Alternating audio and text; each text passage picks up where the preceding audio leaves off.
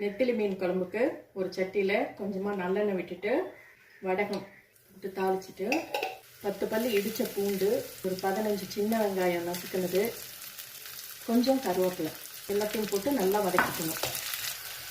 வெங்காயம் வதங்கினதும் 10 சின்ன வெங்காயம் அதையும் சேர்த்துட்டு 2 தக்காளி, சின்ன தக்காளி அரைச்சி வச்சுருக்காங்க, இதையும் சேர்த்து நல்லா வதக்கணும்.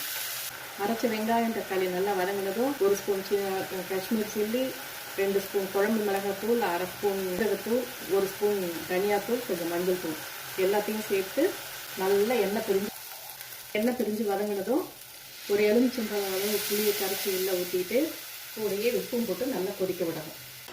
புளி கொதித்து பச்சை வாசம் போனதும் எடுத்து வச்சிருக்கிற 1 டம்ளர் தேங்காய் பால் எடுத்து ஊற்றி ஒரு 2 நிமிஷம் கொதித்த உடனேயும் தேங்காய் பால் விட்டு கொதித்ததும் ஆஞ்சி வச்சிருக்கிற மீனை போட்டு 3 நிமிஷம் கழித்து இறக்குனா சூப்பராக டேஸ்டியான நெத்திலி மீன் குழம்பு ரெடி.